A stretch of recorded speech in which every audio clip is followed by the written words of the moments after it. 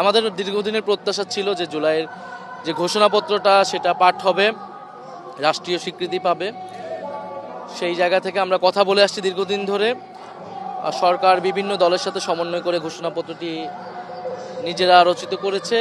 আমরা আশা করি যে এখন পর্যন্ত আমরা সেটা নিয়ে ইতিবাচক, যে সেখানে সামগ্রিক বিষয়টা এসেছে এবং এটা যাতে ভবিষ্যতে সংবিধানে যেই প্রতিশ্রুতি দেওয়া হলো সংবিধানে যুক্ত হবে, সেই স্বীকৃতিটা সাংবিধানিক স্বীকৃতি এবং যেই আকাঙ্ক্ষাটা আমরা বলেছি আজকে ব্যক্ত করেছি লিখিতভাবে, যে ফ্যাসিবাদী ব্যবস্থা বিলোপ করে নতুন একটা গণতান্ত্রিক মানবিক মর্যাদা সম্পন্ন একটা রাষ্ট্র আমরা করতে চাই, তরুণ প্রজন্মের আকাঙ্ক্ষা, সেটা যাতে আমরা সকলে মিলে বাস্তবায়ন করতে পারি, এটা আমাদের শহীদদের প্রতি আমাদের ওয়াদা। আমাদের তো জুলাইয়ের প্রেক্ষাপটটা এসেছে, এখন সংবিধানের যে বিষয়টা সেটা আসলে আমাদের আরেকটু আলোচনা করতে হবে, অন্যান্য দলগুলোর সাথে আলোচনা করে আমরা এই বিষয়ে একটা আনুষ্ঠানিক আমাদের প্রতিক্রিয়া জানাবো আর কি।